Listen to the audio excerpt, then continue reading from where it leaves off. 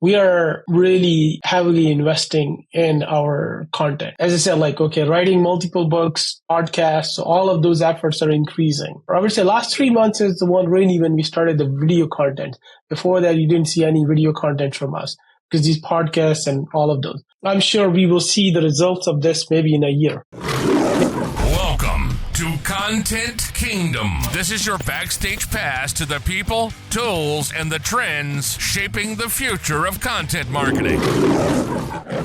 And welcome to another episode of Content Kingdom. I am your host, David G. Ewing, and with me is Ghazenfer Mansour. Ghazenfer, welcome to the show. Thank you, David. Hey, man, I really have had a good time meeting you at all kinds of entrepreneur organizations events. I know you're a DC member, and we seem to meet up at Eccentrics from time to time, and I always love our conversations. And so it's super cool to have you on the show so we can kind of hear a little bit about your journey and what you've gone through as an entrepreneur and how you've come to arrive at the current day. And so I'm excited to get started. So same here. I'm excited. Nice. So to get started, let's begin at the beginning of your content journey. So in your entrepreneurial story, where is the first intersection of you and content? Well, the content started when I first went to school, obviously, but real in the business world, I would say, I think the official content I think our first blog was written in 2019, December or January 2020, right before COVID, like 2-3 months before COVID. That's when we hired somebody. We started writing blogs. Then we outsourced. Sorry to interrupt, but was this at Technology Rivers or was this at a previous company? This was at Technology Rivers. Got it. Okay. Sorry. Please continue. And just to give you a context, so Technology Rivers, we started in 2015. Okay. So the first 5 years, all the business was through referrals, meeting people at conferences, Eccentric or HIMSS, Health, whatever are the different conferences. We go meet people, build relationships. That's a typical way for the service businesses to find new customers. Yeah, and you're good at it too. I mean, I think that I have been at conferences with thousands of people, and it seems like if you're there and I'm there, we're talking at some point. So yeah, you're good at this, man. So all right, so that's the 2015 to 2019. You're out there doing what we all do, right? Hustling, building up business, shaking hands, kissing babies, doing the whole thing. And so, what made you want to start a blog? Honestly, when you looking back, you can connect a lot of dots. Looking forward, you don't. Yeah. So I didn't know. We just wanted to, as we were figuring it out, how do we grow the business? How do we scale the business? What are the ways to get customers? We just wanted to write something so that build the credibility, build thought leadership. And this is the advice that I got from some experts as well. I was talking to people at conferences. So I do enjoy talking with sales and marketing people. So I'm not always talking to real prospect, but learning from others how. And this is one of the common questions I do ask people, how do you get business? What are the best ways? What worked for you? What not? Some people share, some don't. But this is one of the tips I got from somebody that, yes, so we do get inbound and that help us up to some. Conferences help us build those connections more or make those connections more stronger. Yeah. So you do need a combination of both. So in our case, again, honestly, there was no strategy at that time. We just, we learned the hard way. Yeah. Let's call it this way. So what was that first blog article about? I don't remember on top of my head. I'll have to look at it. What was the first blog about? Probably 7 ways for the product strategy or something like that. Okay. All right. Got it. And in those early days, what encouraged you to keep going or what discouraged you and made you almost want to stop? So in the early days, you don't, obviously, it takes time. So now I advise everybody, yes, start whenever you can because you're not going to see the results right away. So there are some discouragement while you're writing it, that nothing is happening. But it's like you go to a conference and expect that you will get a customer next day. It's a relationship that you build. Those conferences, yes, you do meet people in a conference and they become your customer next day because the need was so immediate. But many times it's about building relationship. It takes time. So same thing with the content. It took us a long time. And COVID did help in a way that, okay, now we had more time. So let's double down on it. So we started writing more. So interestingly, I wrote a blog, then we said, okay, now what do we do? We're writing a blog. How do people know? Okay, now let's hire somebody for digital marketing. And then we started creating those bite-sized content. We extract 6-7 messages out of each blog, create an image, started using Canva. So for the content calendar, we started putting it out. Then we realized, okay, yes, we are sharing something, but it's not enough. Now let's start writing some eBooks. Again, it took longer time, but when then we started writing. It was started in 2000 during the COVID time, but I think the first ebook took a long time. Yeah. Because and did you want it to be perfect. Outsource it? The first version was outsourced. Okay. All right. Cool. So that's where the back and forth, because not everybody understand your business, they would write it. And that I'm happy. I mean, I can talk more in detail in terms of the content outsourcing versus internal, like different experiences. And I can go deeper in that on that topic. That's fascinating because I mean, the ebook it's a big undertaking. It's one I haven't undertaken because it just seems so daunting. So the fact that you did it is pretty cool. So I'd like to unpack that a little bit if you want to talk about it. So you went for the ebook. Walk me through the decision-making process. How did you arrive at that decision? So we wanted to write something because, okay, the blogs are there, but I think the next part is, okay, the CTS, right? So you put the blogs out, you have a content. Okay, now what do? We tell people, let's say we share something, they come to our website, they look at the portfolio. But how do we know who these are? So the decision was mainly to collect their information. That's how we got to this thing. Okay, so then we created the ebook, Top 8 Ways Software Development Project Fail, and how to rescue them. And those are the common problems that we encounter. I would say more than 50% of our projects are fixing broken projects. Customers come to us, they've been working with somebody, could be internal, could be external outsourced team. The projects are not completed. They're broken. Could be a bad design, could be just never ending the requirement challenges. The UX is bad. App is crashing. There are so many different reasons people are coming. We build the app, it's working, but we're not retaining the users. So all of those challenges, okay, now we have seen all of those problems. Can we write something to share with our audience so that they understand what are the reasons different projects fail and how to rescue them? Because that's the important part. Yeah. You understood, but what the cause is. They want to know what the solution is. So yeah, definitely. Exactly. Right. So coming back to, collecting people information was the main reason.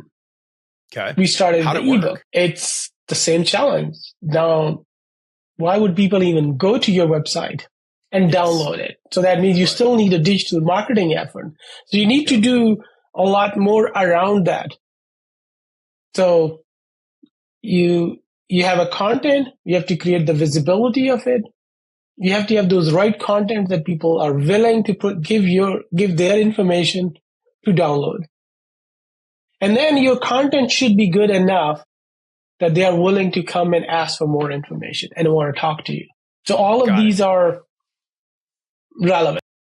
So I'm getting this picture that says you guys, you did the blog thing, and we're like, okay, we did the blog thing, but it's not going anywhere. People aren't they're not just flocking to us, right? Because it's kind of crowded space. And then you, in the middle of the pandemic, go, let's do the ebook thing. And you write the ebook. And it sounds like a pretty compelling ebook, right? I mean, I've had software projects that fail, and I would love to read that book and know what's going on. So that's great. But now you're in a challenge. You're still not breaking through, right? Because people aren't just it's not if you build it, they will come.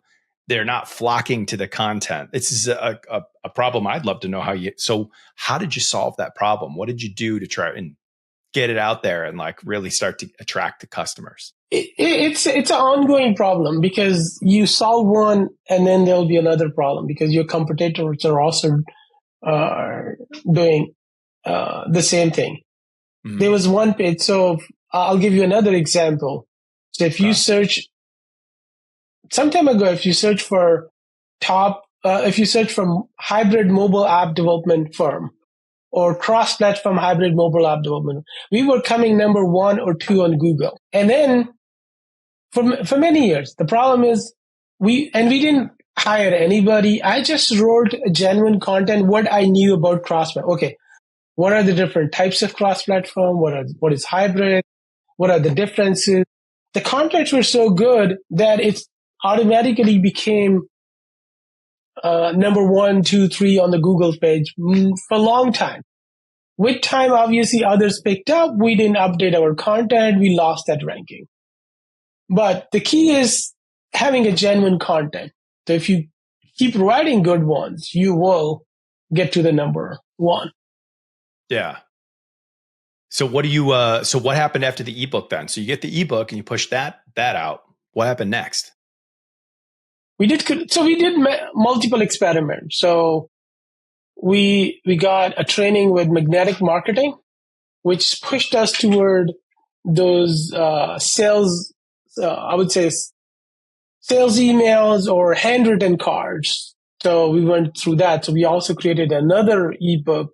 I would say, another ebook that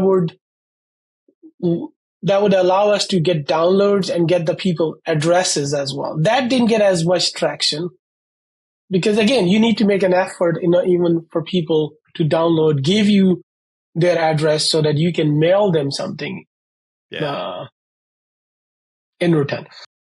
But there's an interesting thing happened along the way. So we wrote multiple ebooks. And when we wrote one ebook about free app playbook, free app promotion playbook. And it ended up being 35 pages long. So that was an internal hire. Somebody was doing it. And we said, that's too big for ebook. We don't want that. And it still did not have some of the contents that I wanted. Said, okay, let's reduce this one, make it a smaller 4 or 5 page ebook so that people can. That's what I believe. The ebook should be small, good enough that it has concise information. People read it, a quick read. So let's build a small ebook. And then we took that and converted that into a real book. And that's what started as my real book, which is now called Beyond the Download: How to Build Mobile Apps That People Love, Use, and Share Every Day. Okay. All right. Wow. So then you went to. So we expanded it, obviously. We expanded into a real book. Then we interviewed our customers. We interviewed some other people. We added their case studies. We added specific chapters that could help, because I'm involved in mobile for a long time, since even before iPhone and Android, because I wrote control home appliances through the Palm devices around 2000. That was the software I wrote. Yeah, creating WAP WML based. Cool and stuff. That's a long time ago. Yeah. All right. Wireless communities on a WAP and WML based, like those flip phones. So my involvement with mobile is long enough that I worked with a mobility startup to build the mobile platform. So all of those, then iPhone and Android came, things changed. But obviously then we started building things on top of iPhone and Android. So leveraging those experiences, that book came out. And how'd that book do? That book is out with a publisher now. So we should be launching before the end of the year. It went through many iterations with the publisher. So the last one is probably going to be the final one. I'm confident. Nice, Small cosmetic formatting changes. So I believe it should be out before the end of the year. All right. So the big question everybody's going to have, including me, is how did you find a publisher? My coach suggested BookBaby, which is, Baby Book, whatever is that. It's a self-publishing. So yeah, I went to the self-publishing route because the book was all written. Now it's just a matter of putting it out. Nice. All right. Well, that's fantastic. So, so the book is coming out. Do you have a scheduled publish date and a launch party that I can go to? I'm waiting for the publisher to give me the final date, but we're hoping sometime before the end of the year, it would be out on Amazon. The party date, I don't know. I'll have to figure that out. All right. I would prefer January if my of course. I mean, December is not going to be for launch party. All right. Sounds good. Well, that's very exciting. So, okay. So Ghazenfer, walk me through then, what's your strategy for promoting the book next year? I think we'll have to do another podcast on that topic in terms of promoting all right, the book. We'll have that one. But however, for us, it's more important. Yeah. So for us, most important is building the credibility, showing the authority, because the book talks about the experiences that we had. So people know us from mobile app development. So when somebody has a mobile app needs, you can go to any other company, or you can go with a company who knows how to build it, who have been building it for many years. And we have written a book on that topic. Got it. So do you see this book as something that when you meet a prospect, this book will add credibility to the prospect? Or do you believe that, the way you're publishing it, that people will call you? Or do you want to give this book to your existing customers? Walk me through how you're planning on using this particular piece of content. It's going to be a combination of that. It's more about when we talk to the people, it's showing the credibility. It has 30 plus different strategies. So it's, as the book name says, beyond the download. It's not about another download on your phone. It's about building the app that people really use, building the app that people love, building the app that people share. So if people are using it, then you have a retention. You don't want people one time using and forgetting it. So if you want to build, it is for existing people who already have an app. You could learn about those strategies and improve your app. Or if you're building an app, the book can give you tips on how to build an app so that you have those strategies so that you can build an app that is not just a one-time download. Or you don't have to use the ads just to download. Let's unpack that for a minute, because I'm super interested in mobile apps. I mean, Content Lion, my company, doesn't do mobile apps. It does the backbone of content that can be a source for like a mobile app. And so you being a mobile app developer, walk me through like today with the cost of mobile apps. I don't know if it's been falling, but it seems like it has. Who do you think is kind of the untapped market for mobile apps? Like who should be building a mobile app that's not building a mobile app right now? So that's a bigger question because a lot of it really depends on a business use case. Some people just want to build a mobile app. We have seen every type of people, and where they could be using the web app as well. There are use cases when your application, when your business really need a location based, or when your business or application need a features that are more specific to the mobile app for a better experience. For example, if you're building a game, mobile app, downloadable app is definitely, it does make sense. If you're building something like DoorDash or Uber or any of those with a location based, so it's not really just for content consuming. The web does really good job. So, but in some cases you do need mobile app. And, so especially with the content, like, oh, sorry, go ahead. I would say, especially in cases of content where the experience makes a huge difference, because web is not also good for everything, even though it may just be a simple content, but the caching and some other features, which again, on web as well, mobile, you can have a lot more control within the app in terms of how you handle certain things. So you can have a high performance on the mobile app. You can have it offline. You can have many different ways of doing it. And do you, does Technology Rivers focus more on like B2B mobile apps or B2C mobile apps, or are you B2B and B2C agnostic? Mostly B2B. I mean, really? Okay. We do B2C as well, but for our customers are B2B. So obviously we're working with those businesses, but the end product could be B2C. Okay. Got it. And is there a particular industry that that you see as kind of like emerging in the mobile app space? We're doing majority of our work is on the healthcare side. And that's where we also see the mobile is emerging. But I would say I wouldn't tie it to healthcare only, because mobile is really in pretty much every space. I think it's industry agnostic. It's the specific use case within that industry that makes a difference. Got it. Okay. And so you've got this book, and you're going to drop it, and it's going to add a lot of credibility to everything that you're doing. It sounds fantastic. Are there other forms of content besides the book that you're also exploring right now, like podcasts? Yeah, absolutely. So I have a podcast called Lessons from the Leap. Wow, what a great name. That goes right with our content line and Content Kingdom. I'd love to be a guest. Absolutely. Absolutely. Love to have you. So Lessons from the Leap, that's a podcast. We're doing a lot more webinars than we used to. I'm doing speaking, and I'm working on 2 other books as well. So those are in addition to the one that is already out. Mobile is based on my prior experiences on the mobile side. Other book that I'm working on is 10x Growth Strategy. How proprietary technology can help service businesses scale faster and get higher valuation. So that's the thesis that I have for growing the service businesses. And that's a bigger part of our business, building the software for service businesses to help them grow faster and get higher valuation for their businesses. Well, this is my keynote talk as well. This is my book as well.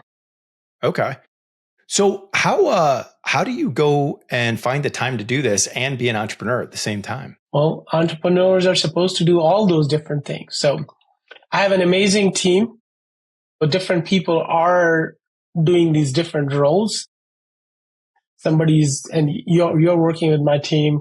So, like there are podcast people, there are people who are working on webinar, people are generating the content. So a lot of that stuff happening, but it's all because of the amazing team. Got it. So would you say that you're kind of like the spider at the center of the web, and you've got like the whole team out there helping you get stuff together so that you can then take it and work with it? Yeah, absolutely. I cannot do it alone. There's no way. Got it. And so walk me through this. How do you find your voice when someone else is working with it? Because I struggle with that a lot. I've had people ghostwrite things for me, and then I get it and I'm like, it's not how I sound. And then I wind up tearing the whole thing down. And I wonder sometimes, gosh, should I have even asked somebody else to write that? Because it's dispiriting to them, because I just tore the whole thing apart and rewrote it myself. It took me a lot of time. How do you handle that problem? It's a tough problem. And we tried different things. I mentioned like the reason the eBook took so long was because of that. Really? Not that the content writer had any problem. She was amazing. It's just they are writing it from their angle. I give example of our page that went number 1 on Google. It's because of the genuine content. So that's the challenge you'll have when you see somebody's contents as well. If the marketing people are writing it, they can do great on a marketing side, but the actual specific content has to still come from the person who knows. So there are different strategies. So sometime what I do, I would do a call with the team. I'll just record it so they can extract multiple messages out of it. So, and this is one of the strategies I've seen many people do. Let's say you can block a day, which I'm not doing a whole day block, but you could block a whole day and then your team can interview you on all the topic, go in any detail. You can have even different shirts so that you pretend that these are different times. So, once you have those contents, now you can generate blog contents out of it. You can generate even books out of it. I mean, literally, then you can do anything out of that. So you can have one day of interview could generate a few months of content for you. But that's where you will have a genuine voice. I mean, that's in our experience. That's how because we all struggle with that. Like the team giving you the content, but because if somebody's just doing a research, unfortunately, it's coming from the internet and others have done it already. So the AI version. So I'll tell you one story. So we have three eBooks on HIPAA checklist. So because we do healthcare work, so most of these apps are web or mobile apps are HIPAA compliant. So our checklist is HIPAA compliant checklist for mobile app development, for web app development, for web and mobile. We search a lot on the internet. I don't know, probably like 20 different eBooks that we downloaded or different checklists that we downloaded. Not a single eBook had a stuff that we wanted because it was all written by marketing people. None of them would cover from a development perspective. They would cover, okay, here are the administrative rules. Here are all the ones that you see standard because everybody's copying each other. I'm not saying literally copying, but copying in terms of that's the knowledge. That when you're writing an app or a web application that needs to be HIPAA compliant, it goes way deeper than just following those encryption, audit, authentication, authorization. These are just 4 or 5 high-level things. You go deeper in it, then who should sign BA? How do you make sure all the third-party tools you're using are following? Your hosting provider, your plugins or anything. How do you get the BA signs from those? So once you start looking at all of those, then you realize, none of these were there. And then things change with time. Obviously, now you have AI. Before that, it was mobile. Same rules cannot apply. So if people are adding the PHI data in AI, good luck. Now it's out of your hand. So you can't comply, right? So, a lot of those strategies. So we have done it so many times. So we're sharing those. So, but when we were creating, we couldn't find any of those. So that just tells us how the existing contents are. And I'm not saying there are no genuine contents. There are probably. Yeah.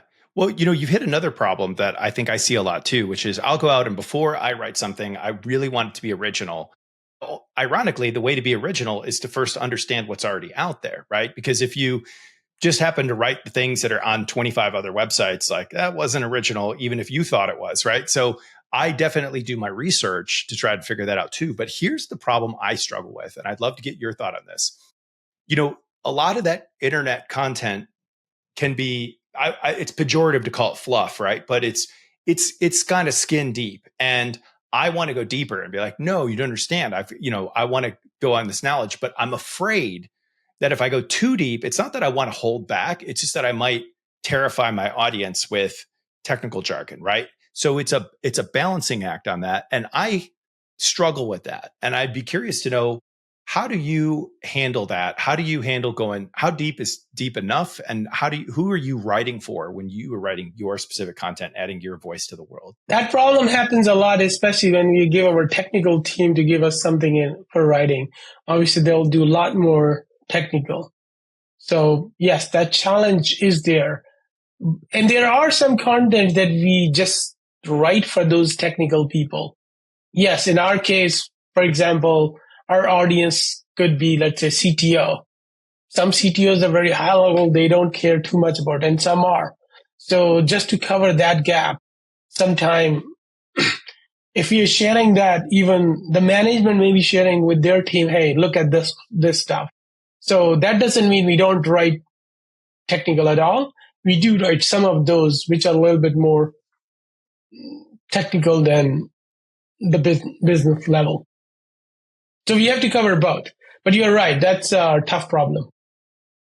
Is there, when you were writing about mobile apps, is there a particular persona that you typically are trying to address? Are you really focused on more the technical CTO who's hands-on, who knows all this stuff? Or are you trying to appeal to a CTO who's more strategic and maybe not as adept at that stuff? Where do you typically like to imagine when you're writing? So our target is primarily CEOs and CTOs who are more strategic. CEOs, CTOs, product owners, even the ops people, CEOs, more high level, who want to solve a specific business problem. Technical is a way to get it there. Got it. Okay. So, I want to definitely move the topic to AI and talk about AI for a minute or two. And I really would like to address AI from two different perspectives. One perspective is, of course, using AI to generate content. We'll get to that second. The one that I want to address first off is, it seems like there's a belief right now, and I've talked to other people who run technology companies, that the world is like, oh, now that we have AI, these tech companies, like, they should be able to create this thing in like 5 minutes. I was literally having a conversation with this entrepreneur this weekend, and she was saying, oh, I've got this great idea for an app. I want to build it, but I think like any development firm, they could probably do it in a weekend. And I'm sitting there going, I don't think you understand what's going into building an app. So are you facing that same perception right now? And what's the reality to you? We do see that. That's very common, but I think it's one of those hypes. And then when people do it, they see the results as well. So it's like, I tell people, okay, so you want to write a blog? Take a topic and put it on ChatGPT. ChatGPT will give you, says, well, I want 2,000 word blog, and you get it in 30 seconds. Are you going to publish that as is? Probably not, right? Because yes, it gave you the great content, but is it for your business? Now you're going to start tweaking it.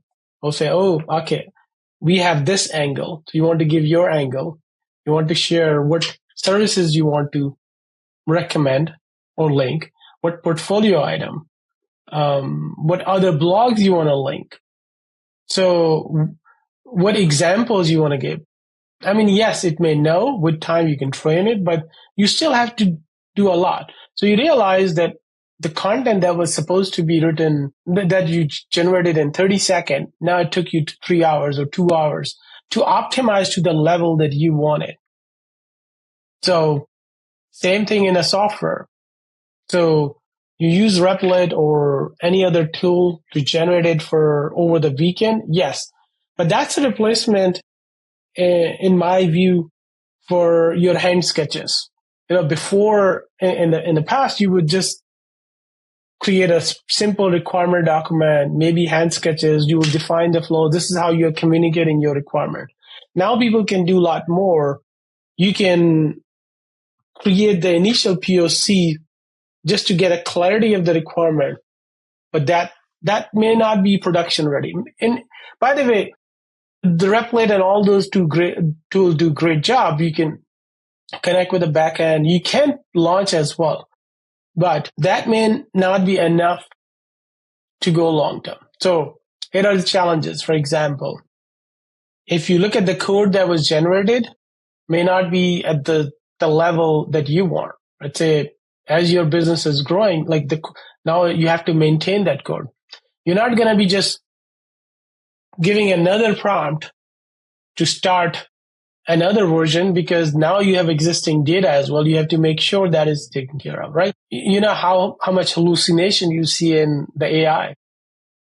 You generated, with the prompt, you generated another set of code, realize that existing code is changed.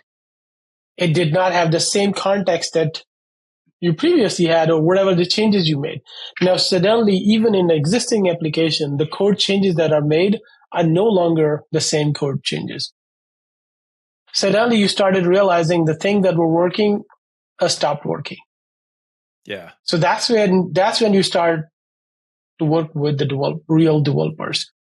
Yeah. I do hear from people, I said, well, unfortunately, yes, you're right. But at the same time, it's if that was so easy, all the developers would have been out of job by now. As of now, they are not.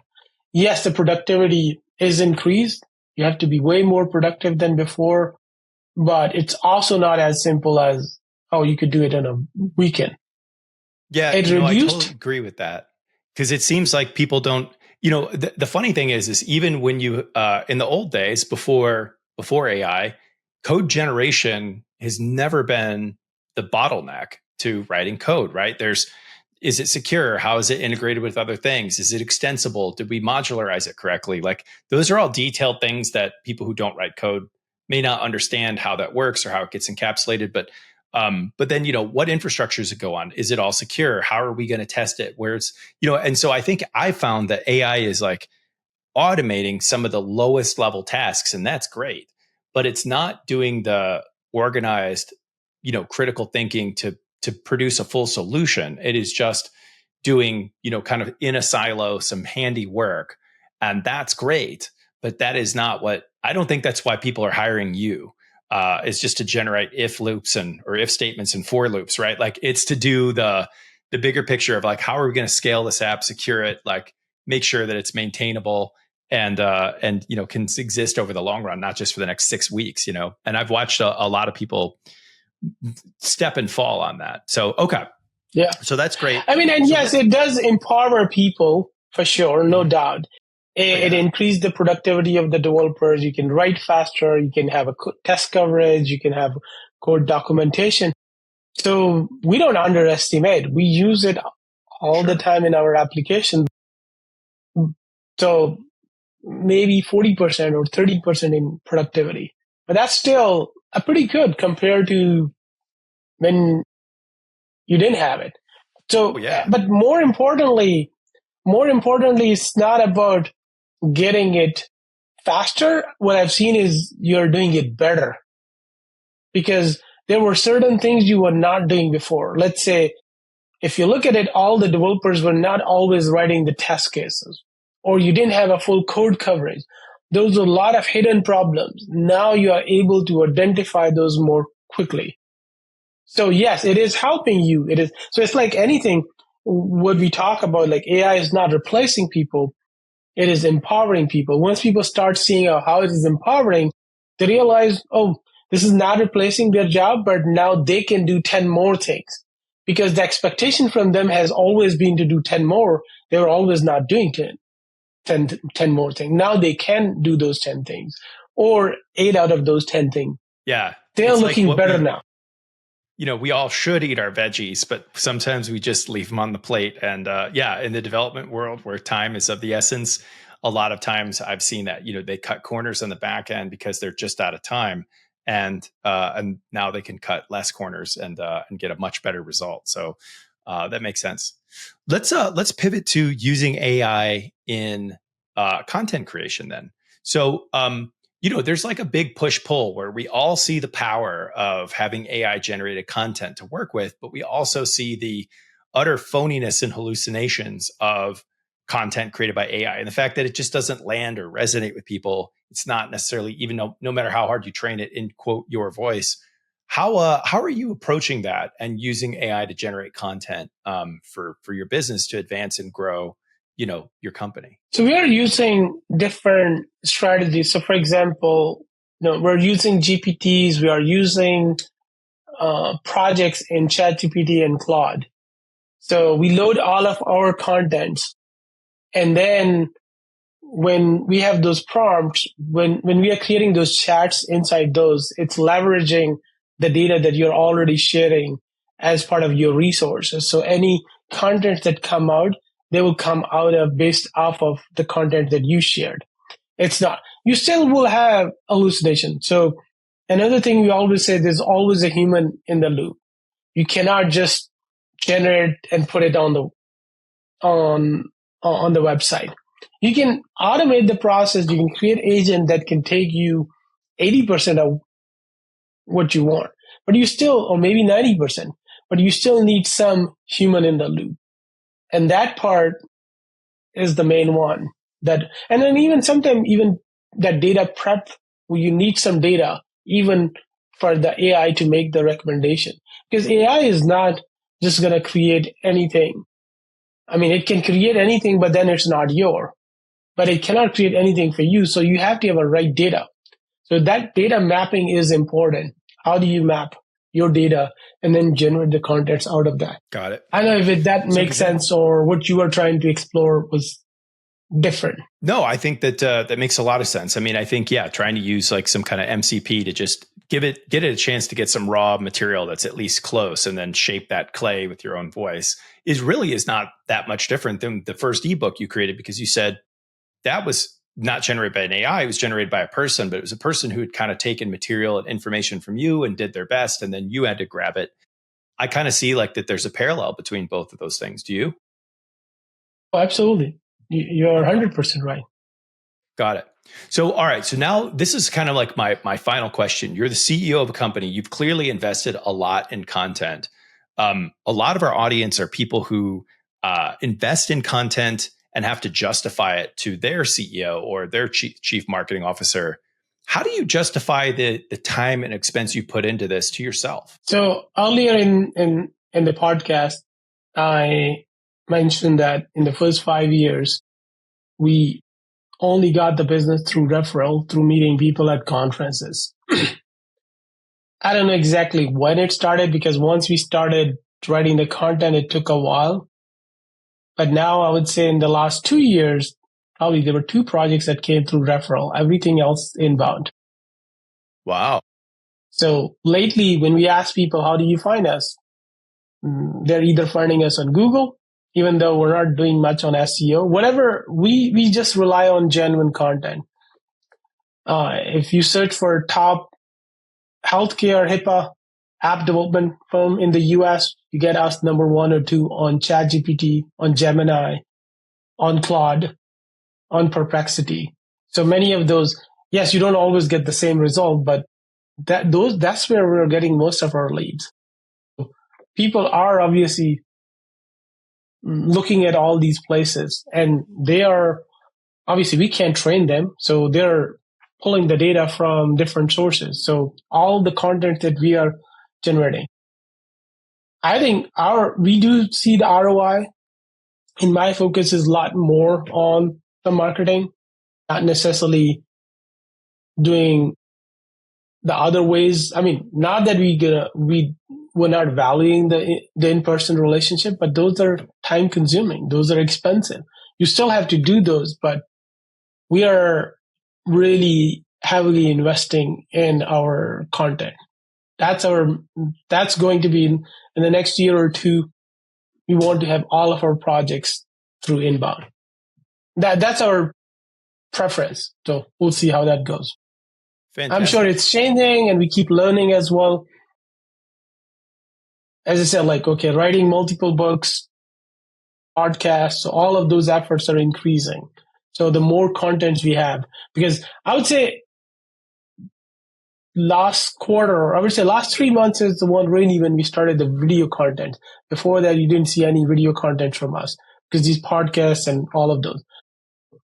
I'm sure we will see the results of this maybe in a year. Maybe either we'll stop or we will increase. All right.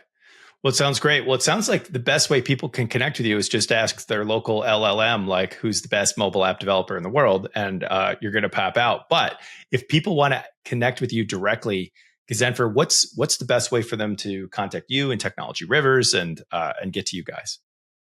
So my website is ghazenfer.com. That's where you can learn more about my book, my podcast, and my business website, technologyrivers.com. And then if you search on my name, you'll only find one LinkedIn profile with my name. So only one Ghazenfer. All right. Ghazenfer, thank you so much for coming on Content Kingdom. We are so glad that you're here, and thanks for being such a great guest. Thank you for having me.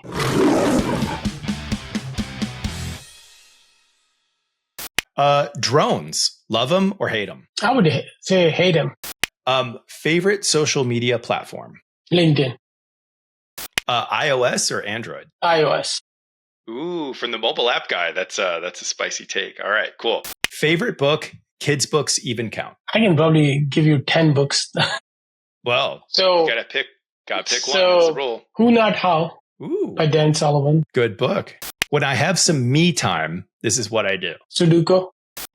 Favorite type of pet I don't currently own? Goat.